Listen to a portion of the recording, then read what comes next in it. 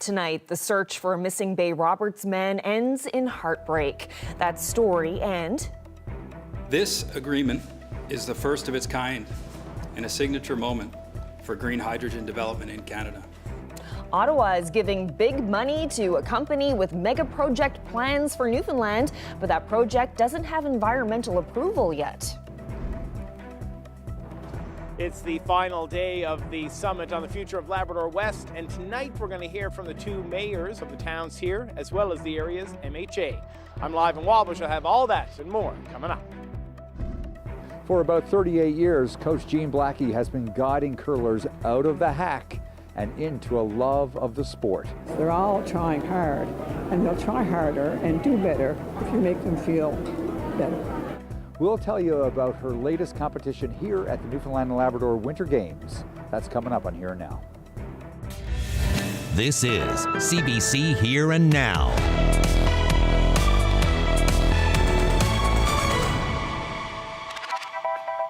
Good evening and welcome to Here and Now. We begin with a tragic update on a story we brought you last night.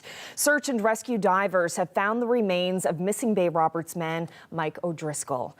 O'Driscoll's wife tells CBC that a search team found his body in the water near a popular hiking trail known as Mad Rock Trail this morning. The 63-year-old hadn't been seen since Friday. Searchers found his bicycle and backpack in a nearby area. The search of rugged terrain and coastline began Saturday. O'Driscoll retired last spring from a 30-year teaching career.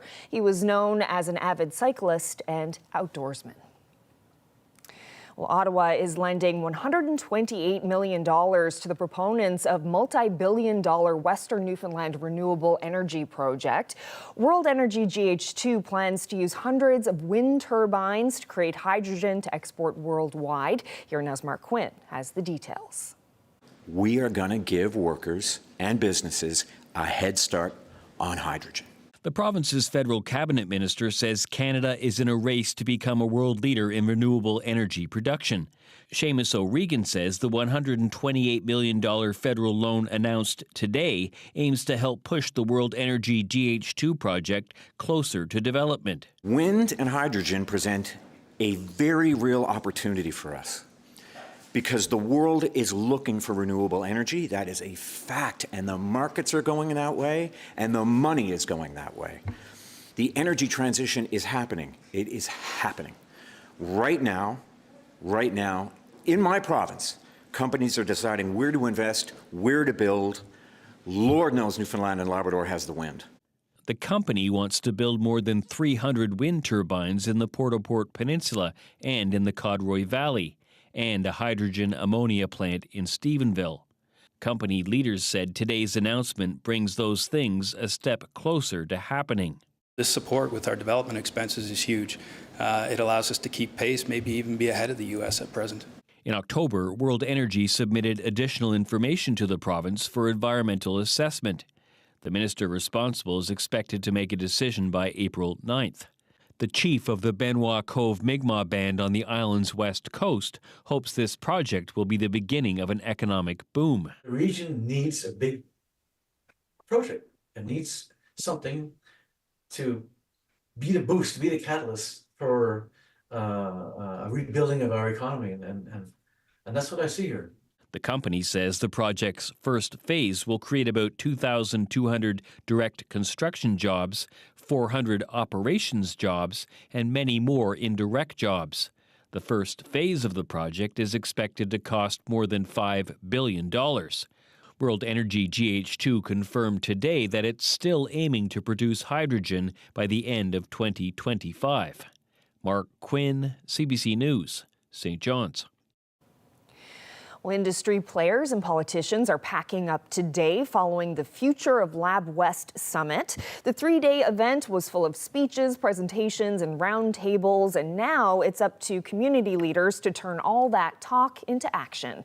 Here now's Jeremy Eaton has been covering the event this week from Labrador West and joins us live from Wabush. So, Jeremy, what kind of tone was set there today? Well, I think coming out of it after speaking to the mayors of the two towns and the local areas MHA, people here are optimistic. And the reason for that optimism is because for 3 days they got the chance to show the mining companies, industry players, and high-profile politicians that the communities here are looking for a long-term solution, not a Band-Aid or a quick fix. The mayors of Labrador City and Wabush, along with NDP, MHA, and Housing Minister Paul Pike, took part in a panel discussion today. At the back of the room, a massive board filled with Post-it notes detailing what people here think the real issues are. We can't get teachers to come up here and work, try to get our hands on healthcare workers. Here's the government receiving this massive boon from this region and the possibility of doubling it, and I can't get no straight answers out of these people. Housing is the issue. Every type of housing, you know, from the person who wants to buy a single dwelling to apartment size, and especially stuff for our seniors, whether it's cottage or apartment style living for them. So everybody's affected here and have been for the last decade plus.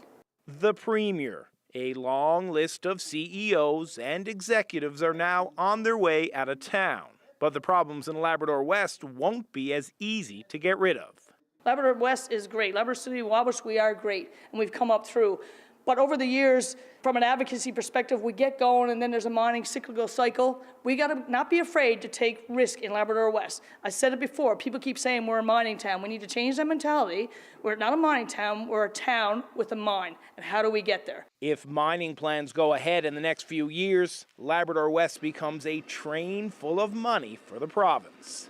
We're going to increase the province's GDP by 1.9%. You know, over $1 billion in opportunity and tax revenue directly back into the province. You know, we don't even get that much money back from the province for the issues that we're facing here. So they have a lot of answers that they're going to have to give me on why they can't come up here and help us out.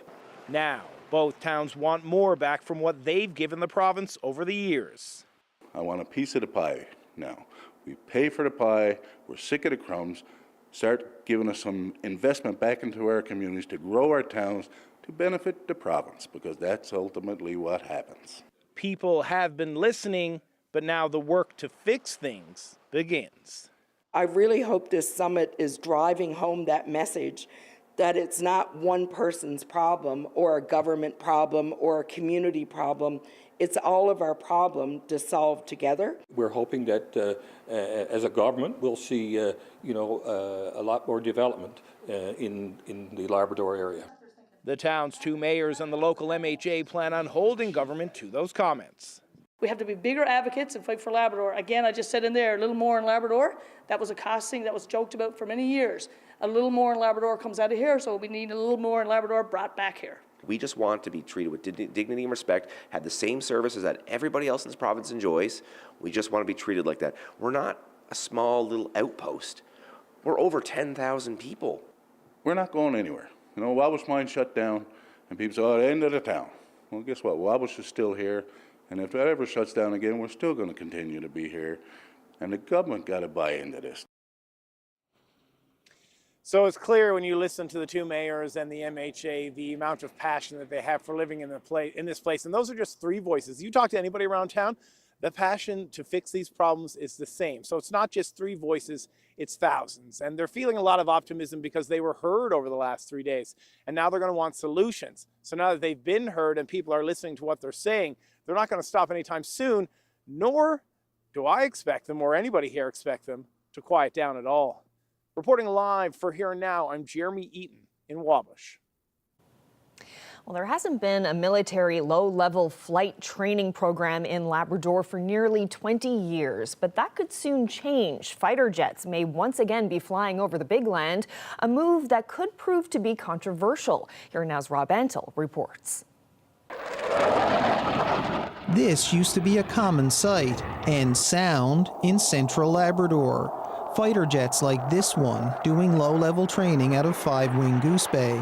But it's been 2 decades since that stopped. Now the German Air Force is interested in doing low-level flight training again, putting in a proposal back in 2022 to resume those flights. They wanted to start in the spring of 2023. That didn't happen. The Defense Department told CBC News it is open to future requests and will, quote, pursue positive engagement with Indigenous communities. But that engagement has not been all that positive in the past. Labrador Innu clashed with police and got international media attention in the 80s and 90s as they protested those roaring jets for disturbing traditional hunting grounds. The Innu Nation told CBC they outlined their grave concern about low-level flying in a meeting with DND and base officials last week. Grand Chief Simon Pokwe said in a statement, "We cannot ignore our past experience. Low-level flying has affected our people, our environment, and the caribou."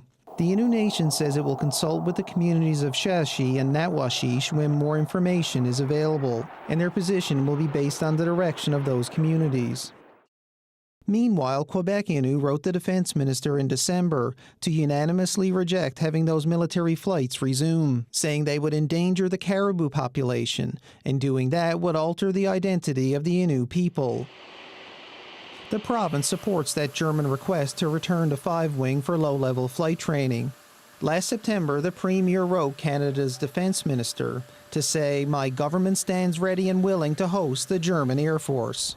Low-level flight training programs fell out of favor when the Cold War ended, but now the conflict in Ukraine has put them back on the radar. Rob Antle, CBC News, St. John's. Well, 6 years after it caused Newfoundland and Labrador's largest oil spill, Husky Energy has pleaded guilty, and it could cost the company millions. The CBC's Malone Mullen has that story. It was an oil spill the size of which Newfoundland's offshore had never seen. Tens of thousands of liters of crude spilling into the frigid North Atlantic. Over 5 years later, the company behind the spill has pleaded guilty to several charges, resulting from its decision to turn on the oil valves when it wasn't safe to do so. The leak from Husky Energy's Sea Rose production platform happened 350 kilometers offshore in the White Rose oil field, right after a severe storm. Court documents read out in St. John's this afternoon say it was this connector at fault. A buildup of ice-like solid separated it from the flow line while the rig was hunkering down to wait out the weather. But even though Husky employees noticed a drop in pressure when they restarted production, they didn't turn off the taps until about 2 hours later. The resulting spill leaked 250,000 liters of oil into the ocean, enough to fill a tenth of an Olympic-sized swimming pool. To put that a different way, if you poured that crude into 2-liter pop bottles, then laid those end to end, they'd stretch from St. John's to Witless Bay. It was enough oil to kill at least half a dozen seabirds, but most of it disappeared into the water, broken into tiny droplets of hydrocarbons and dispersing before the company could clean it up. A third-party report written by experts in Norway says Husky shouldn't have resumed production when it did, but that the company undertook significant effort to right its wrongs and has since strengthened its spill mitigation protocols and equipment. Husky's guilty pleas in court today will likely cost the company $2.5 million in fines and fees. That money will go to a fund for environmental damages. A judge will decide on that sentence in April. Malone Mullen, CBC News, St. John's.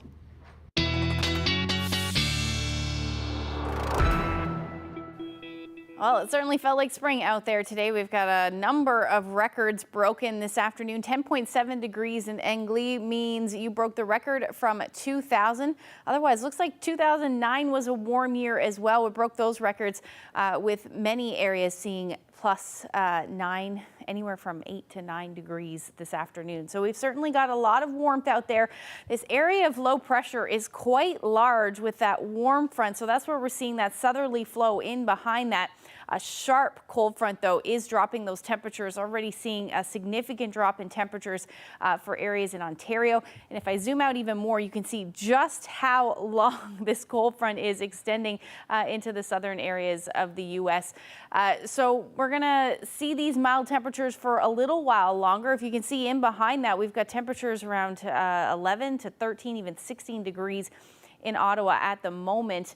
We're not going to see that warm of temperatures, but we did top out at about 11 degrees this afternoon in Corner Brook. And if you take a look what's going to happen, this cold air is certainly coming, and it will be here by tomorrow morning. Get into the details coming up. Thanks, Ashley. Well, a former teacher convicted of sexually exploiting and sexually assaulting a teenage student has lost his appeal. Noel Strapp was sentenced to 4 years in prison for abusing a student athlete at the school where he worked. During the trial, the victim described how she was groomed by her teacher and coach, testifying that the two had a sexual relationship that began when she was 16 and continued into her time at university. Strapp denied the relationship, and this week the Court of Appeal denied Strapp's attempt to overturn his conviction. A panel of judges has sided with the original judge's verdict. NAPE members gathered at Confederation Building this morning to protest the government's plan to use a public-private partnership model for a major highway project. And that means a private company would design, build, and maintain 2 new stretches of the TCH, one from Whitburn to Bellevue and the other from Grand Falls-Windsor to Bishops Falls. And that means a private company will do things like maintenance and snow clearing. The plan has sparked a showdown between the government and the union. NAPE says it will have a big effect on its members. But I tell the minister, take a look right across this country. Look at what Auditor Generals have said, what various agents have. We've actually just posted on the website where Auditor General after Auditor General, review after review. This is not NAPE saying this. This is research that we have done where these P3s, such as highways, have been a dismal failure. It will cost more. And I don't know why in Newfoundland and Labrador we would let this minister, let this government sill us such a bill of goods as this highway robbery is. Turning now to the Newfoundland and Labrador Winter Games happening in Gander. So far, we've met a father and son who are facing off in hockey, plus 2 table tennis playing sisters, and we've heard how players with Team Indigenous are meeting at the games for the first time. Now, Troy Turner is introducing us to a curling team that has made it to the podium despite having a coach who's 300 kilometers away. The curling ice has been Jean Blackie's house for a long time. She stopped serious competition around 1985. That's when she took on coaching as the new director of the junior curling program in Gander. She's been hard at it ever since. It's so rewarding. You have these people that come in that have no clue about how to slide or throw a rock, and you work with them. And the next year, the first year you're working on this total basic stuff, and the next year you're just starting a little refinement. And by 3 years, you're talking about really refined. You just improve so fast. It's very, very rewarding. It's not just coaching kids to throw rocks from one end of the ice to the other. About a year ago, Blackie began coaching a team in St. John's. Most of that team is representing Avalon here at the Winter Games. With Blackie's help, they won the silver medal. They were so delightful and eager and coachable. I was wishing that they would move to Gander and I could really coach them. It's mutual adoration for skip Megan Blanford, whose parents are from Gander. She's very calm and she helps a lot technique-wise, and she's definitely helped me with skipping. I've only been skipping since this tournament, so yeah, she's helped a lot. She's great. Curling is equal parts making the shots, sweeping correctly, and intense strategy. Coaches have to guide their rinks through it all. Not everybody can really pick up on the strategy. Some people just think differently. Not everybody is a chess player. And not everybody can do it. Even Megan is amazing. It's just the first time she skipped, and she really has done well. And the joy in working with them is you just suggest something, give a reason for why, and they'll latch onto it and they'll try it and use it. We decide on a shot that we both like. She'll give me options, and she'll give me where to put ice and stuff like that.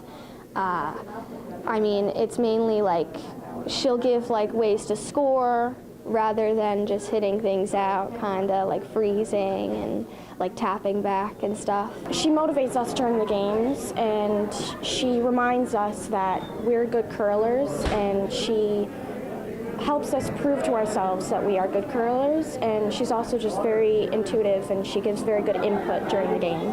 Blackie brings a calm and collected nature to the rink, something she's done for the past 38 years. I think it's part of my nature, but I think I certainly don't approve of coaches that yell at kids, and I don't approve of them that get excited or tell them they're not doing well.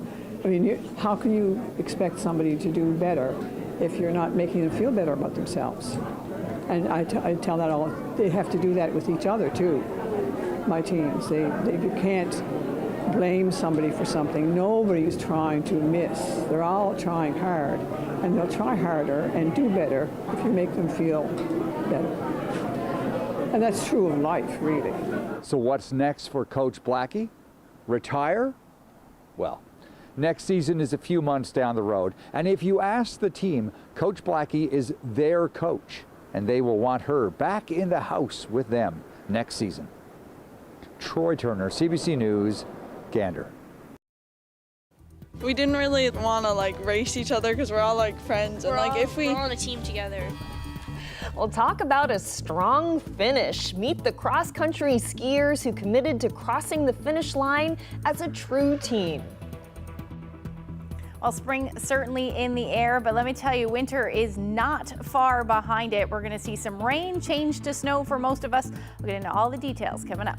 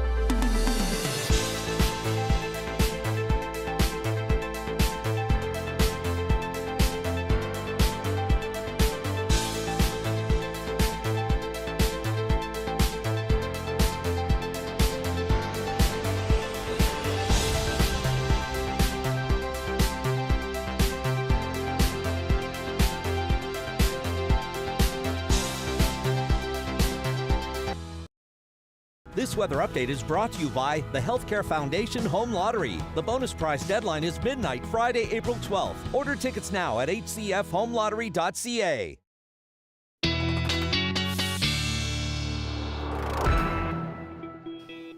Oh, Ashley, I really enjoyed that sunshine today and those mild temperatures. It was so nice outside. I know. I took the girls for a walk this morning and regretted it immediately because everything is melting and it is a mess out there.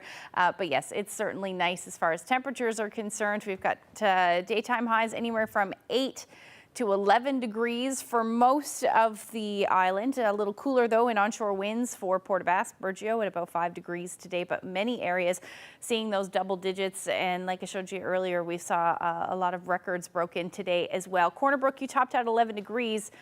But you just shy of the record from today. As far as Labrador is concerned, you're seeing your temperatures into the single digits, anywhere from 3 to about 6 or 7 degrees. A little cooler though, still hanging on to those cold temperatures up across Nain at about -14 this afternoon.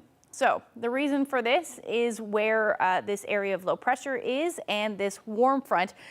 Nain, you're to the north of that warm front, but it is going to track a little bit further north as we head through the night tonight.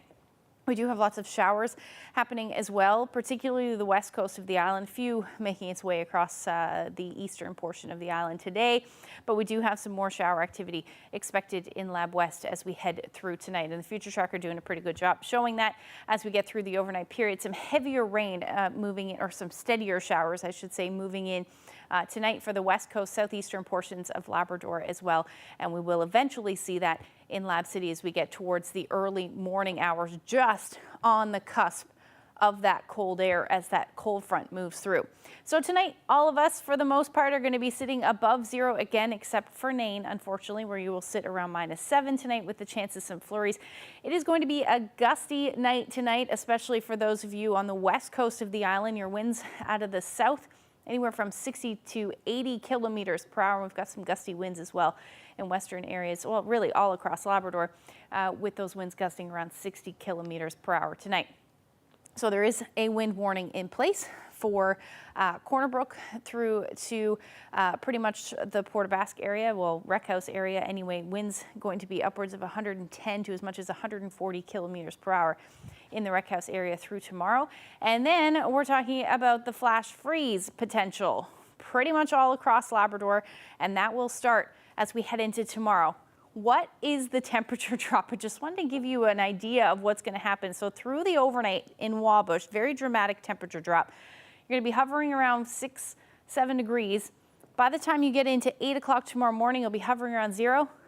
1 hour later, -18, and that's where you're going to sit for most of the night. Now we're going to see this drop in temperatures as this cold front moves through right across the Big Land, as well as by the time we get into the afternoon hours as well for the west coast of the island. It won't be as dramatic though, not 18 degrees, but you are going to see your temperatures drop.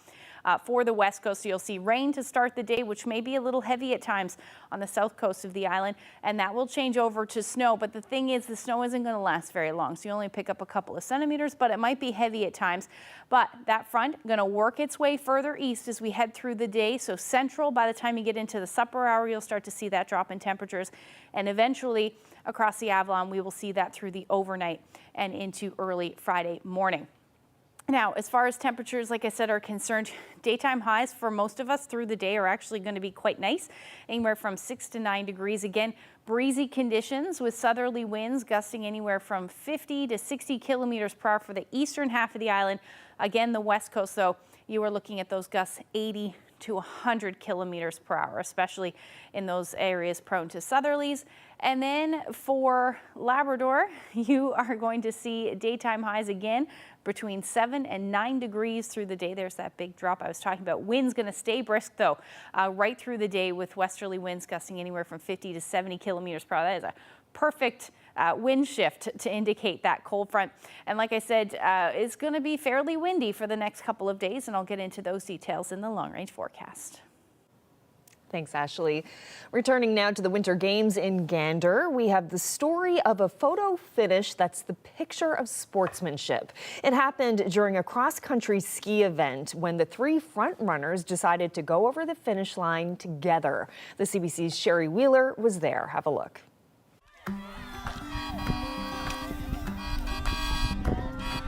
Sportsmanship and just like friendly competition and everything is like one of the most important parts of sport and cross-country skiing. So I think knowing that like that's who we are as like racers and athletes, it's nice for everyone to have that kind of just like friendliness among all competitors. Tell me what happened when you were approaching the finish line at the end of your race. Well, we skied it like all together pretty much, and we didn't really want to like race each other because we're all like friends, and like we're all on a team together. If we had to, we would have, but like we were like it would be more fun to just come in together. So when did you decide to do that? Lap 2? Yeah. Towards the end of lap 2, we were just like we were far enough ahead. We just kind of wanted to go in together. I'm Eastern, they're Western, but we also travel a lot together as the provincial team. We've traveled to like different provinces and stuff, like racing together, so we've had our fair share of being on the same team as well as racing against each other, so. The results are out, and they look by our we have chips on our ankles, so they ended up being she was first, I was second, and she's third, but we know in our heart, we all got first. Yeah. We don't care, it's not that. We didn't really care about the outcome. I think it was just like being able to finish together was what was important. Oh, love that. Well, staying with sports, St. John's will host the 2025 Canada Summer Games. It all kicks off in June of 2025 with a torch relay on Parliament Hill before winding its way to the host city. And today, that relay got a boost from North Sun Energy. At a ceremony at Memorial University, the company announced its support for next year's big event.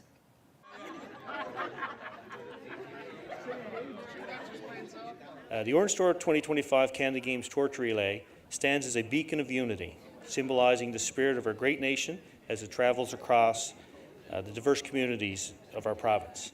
As we come together to celebrate the Canada Games, we witness the pursuit of excellence on a grand stage.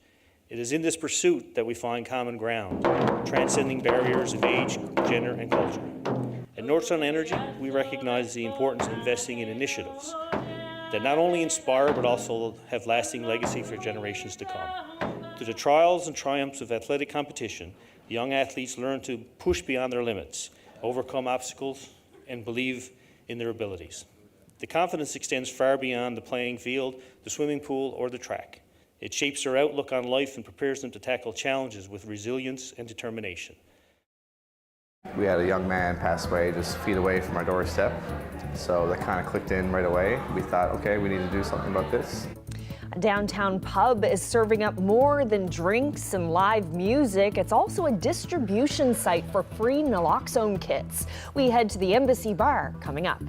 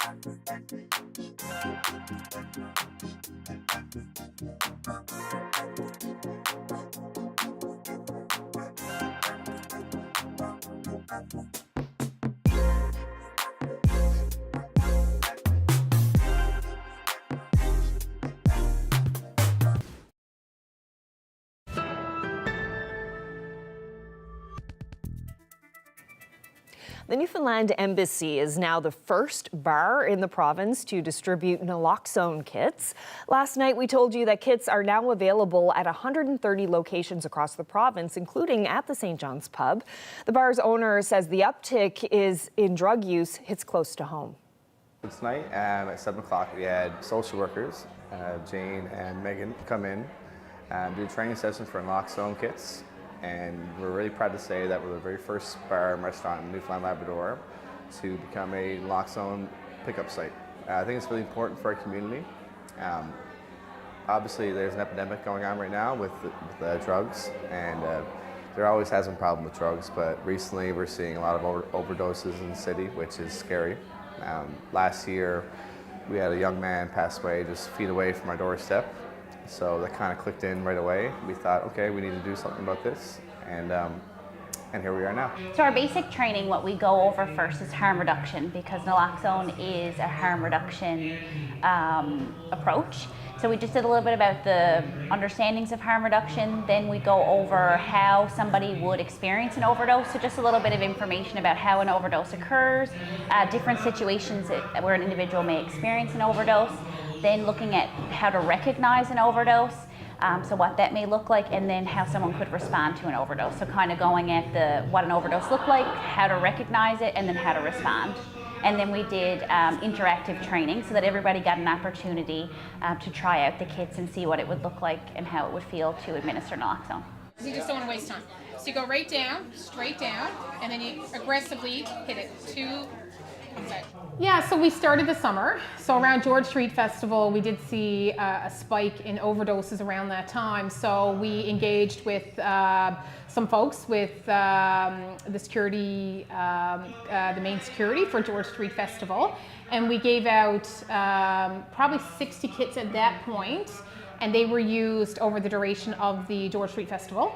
And from that relationship, we've re-engaged with those folks, and we're actually going to be, after this, we're going to be going down to Loose Tie, and we're going to be training a whole pile more bar staff. So Green Sleeves, TJs, obviously Loose Tie, but other bars were invited as well. So we're expecting a large turnout to that as well. And the goal really is to have naloxone available, so wherever someone is, that we can quickly get them a kit in the event of an overdose.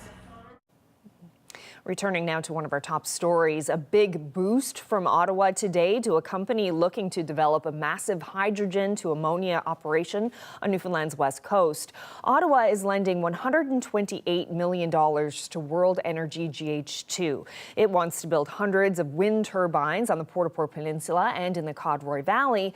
The project still hasn't been approved by the province, and reporters asked about that at a news conference today. First of all, is the loan conditional on environmental approval of the project? Do you want to get into that? No. I mean, no. This is a $128 million credit facility completely on its own. So if the company defaults or the project, what happens if the company defaults or the project doesn't go ahead, because things happen in Atlantic Canada? Well, I mean, we'll deal with that when it happens. I mean, the nice thing about dealing with a trusted partner like EDC is the agreements that they reach, particularly proponents like this, that's all baked in. And repayment. Every loan has a repayment schedule. What's the deal with that? What's the timeline? It's a credit facility. I don't know, Sean, if you want to answer any questions on it, but you know, I would just say for the most part, look, the reason why we wanted to go through EDC is it's a proponent, or it's a facility that most investors know, that we know, and that taxpayers can stand by. It's got the checks in place, so when stuff happens, we know what to do. I don't know if you want to add anything to it, Sean. Come to the mic. Yeah, it's a credit facility, as mentioned, that EDC has agreed with us. There's typical conditions precedent and covenants that you would find in any type of credit agreement of that nature. And of course, there's a repayment schedule. I don't have the details on the top of my head. Forgive me, just for, again, people back in Newfoundland and Labrador, credit facility, these are accounting terms that are not necessarily used on Water Street or elsewhere, so could you put it into real people? It's essentially a loan agreement. Yeah. But I would just let me add to it, but the nice thing about a credit facility, excuse me, Sean, is that it means that if there's more required, they don't have to keep coming back to us. Right? It's like, okay, we've reached this agreement on a max. If there's more that has to be required at any certain stage of development, we don't have to go through it all again because this facility exists. So it's just getting rid of some red tape.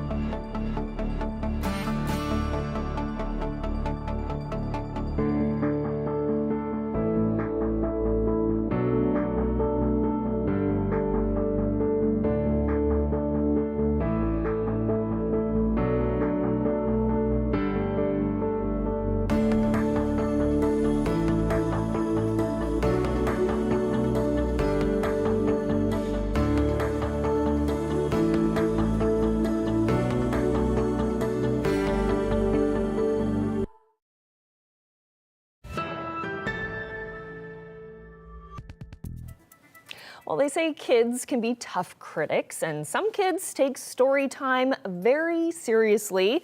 Our very own Aoife Alaba is leading story time at the A.C. Hunter Library tomorrow in St. John's. So to prepare, she swung by for a quick session with librarian Jan Moffat to talk storytelling strategy.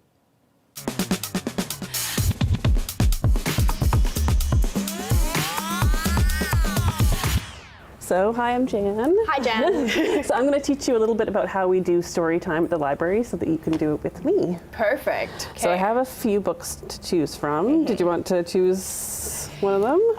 Sure, let's see. This one looks interesting.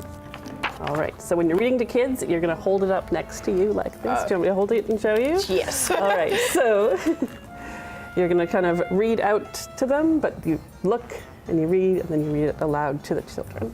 So I'll have you practice by holding it up like that.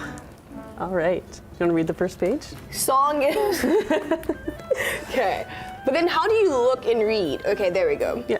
Sunday morning, Emmeline heard a sing-along song, a busy city symphony that followed her along. Was that good? That was very good. Tap, tap, tap, yip, yap. You can be a little more enthusiastic about that. Tap, tap, a tap, yip, yip, yip, sizzle, sizzle, honk, honk, pitty, patter. Perfect. So when we're doing that, we're going to encourage the kids to kind of do that along with us as well. Apart from reading, what else do I have to learn? I have my magic box here that I do every week with my Storytime kids. What's inside my magic box? Magic box, magic box. What's inside the magic box? What will we learn today? And I open it up. Oh, it's a frog. So we're talking about the leap year today. Oh, and we have a special guest today. So I also have a name tag for my special guest. We who work in children's, we love our puppets. So I have my puppet. I'm gonna bring him out, and then maybe I'll get you to choose your own puppet. Okay. So in my trunk, I have my friend, Sammy. Hello. He has a little voice. Hi, Sammy. He doesn't talk a lot. He's a little bit shy.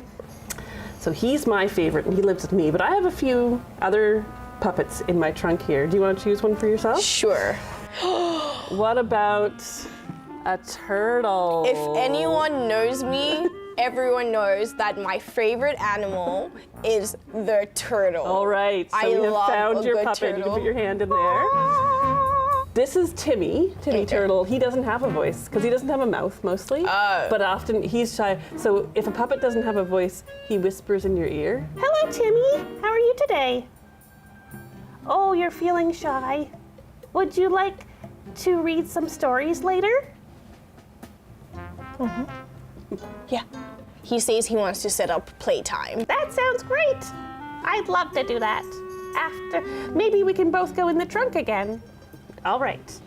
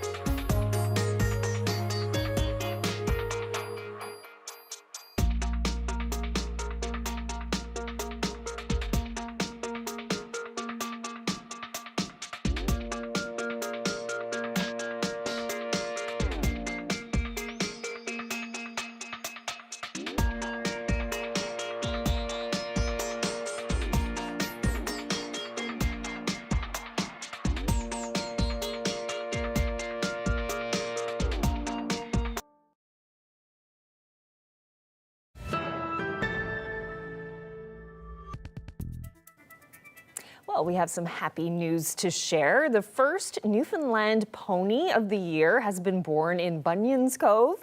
The Newfoundland pony is critically endangered, so every healthy birth is considered important. Kelly Power-Keene is the registrar for the Newfoundland Pony Society, and today she spoke with Chrissy Holmes of the St. John's Morning Show. He was born 2 days ago and excitedly in Newfoundland. So the first that we're aware of Newfoundland pony foal born this year, and a little colt born in Bunyan's Cove.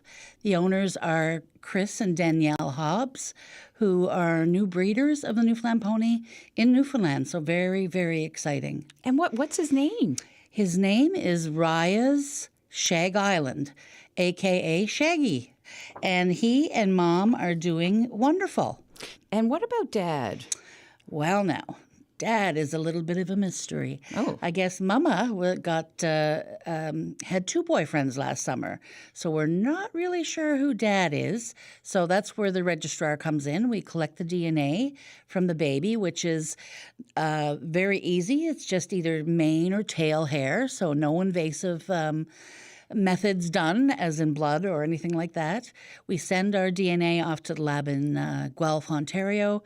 We test the DNA, compare it to all registered ponies in our databank, and we'll come up with a parent verification, so it verifies to Mom. Of course, we know who Mom is, and then it'll match up with the sire or the dad. How significant is it that the first Newfoundland pony of 2024, as far as we know, was born on the island? Because some people might think, well, yeah, but there's a lot of breeders off the island, right? Yes, absolutely.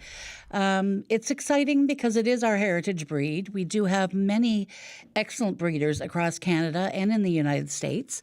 But it's just significant that we sometimes struggle in Newfoundland. Ponies are a little bit challenging to take care of because of the rehoming bylaws that were passed in the 70s and 80s.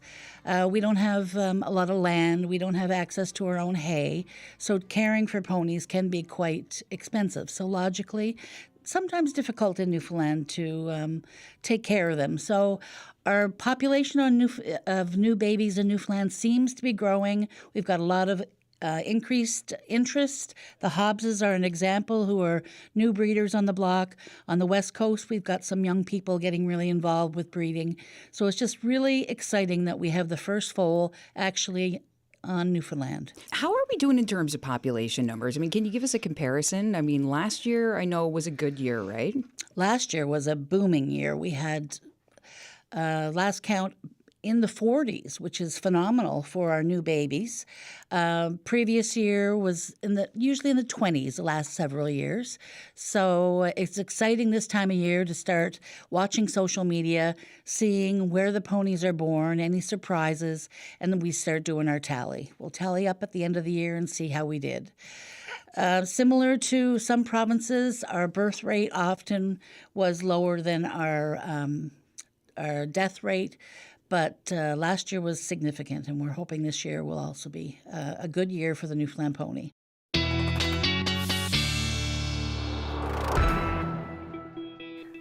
Yes, hope it is for sure. And it's so nice to see that little pony, Shaggy. It's so cute. Definitely. Love that. Okay, so we're looking into the long range forecast. That means we get to go to the weekend. It's going to be a bit of a cool down, but then it's going to warm up a little bit again for some of us. For some of us, yeah. It's going to be a bit of a roller coaster. Typical this time of year, I guess. Maybe not this dramatic, though. Let's take a look at what's going to happen as we head into your Thursday evening and Friday. So we'll see that cold front sweep through. That's going to drop those temperatures right across the island. But in behind that, we still have some gusty winds along with some onshore flurries, which will likely be in the form of squalls for the west coast, even the south coast of the island, so areas like the Burin Peninsula, southern Avalon, maybe even metro area. We may see some of these squalls develop. It will depend on just how those winds are, but at this point through Friday evening, we'll likely see those squalls continue on the west coast of the island. Up across Labrador, you're looking at the chance of some flurries as well. And our temperatures are going to be quite different than what they have been for the past couple of days. So back down well below zero anywhere from -6 to -10, maybe even -13 for the northern peninsula and Labrador, very much in that cold air, as you sit somewhere between -14 and -18 as your daytime highs on Friday. So through the overnight and into Saturday, we may see some of those flurries or onshore squalls rather linger for the west coast of the island. Otherwise, we should actually see some clearing skies across most of the island. Labrador, you're looking at some clearing skies as well, but again, winds will stay brisk through the day. We'll likely see some of the light snow develop for the west coast, the western portion of Labrador as well into Saturday evening. But some sun should peek out across the island. Temperatures will start to warm up just a little bit. We'll hover around -2 in St. John's. You head towards the west coast and the south west coast of the island. You're looking at your temperatures between 1 and 2 degrees above zero, and this will be the start of a bit of a warm up. Now, Labrador, again, you are also going to be on that roller coaster. You're back up to hovering around zero or just a little bit below for your Saturday. But again, Nain, you'll hover around -13 through the afternoon. Now, long range forecast, there's that warm up I was talking about for eastern areas of the island as well as St. John's. So about +5 for Sunday. So the return of the chance of some showers. By Monday, we're looking at showers or flurries and back down. Well, your flurries will come late day because temperatures will drop back down to about -8 through the day. Now, for central Newfoundland, you are looking at your temperatures warming up to 7 degrees on Sunday with some cloudy periods. By Monday, we'll drop back down with the chance of some showers or flurries, and then look at your overnight low on Monday night, back down to -17. So western Newfoundland, that flurry activity, like I said, will continue through Saturday, Sunday, a mix of some showers or flurries and 6 degrees and dropping again on Monday. And then for eastern Labrador, the roller coaster is the only way that I can describe it. 3 degrees on Sunday, Monday back down to -8.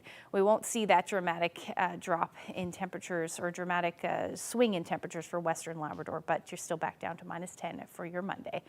Now, this shot was a beautiful shot of the snow in Terra Nova. That's a bucket trail. Willis shared this shot with us. Obviously, that was earlier in the week because that has since melted. But if you have any weather photos that you would like to share with us, you can send them to nlphotos@cbc.ca. Oh, so pretty. It almost looks like fake snow on the tree, It you know? sure Like those does. Christmas trees that you get that have white branches. Yeah, it's beautiful. Very nice. Love Thank that you photo. very much, Willis. Excellent. Yeah, I still can't get over that change in temperatures in eastern Labrador, right? Yeah. My goodness. Wow. Yeah. All right. Well, that's it for us on this Wednesday. Thought it was Thursday for a second there. Oh, well. Happens sometimes. All right. Well, that's it for us on this Wednesday. Thank you so much for joining us. Good night.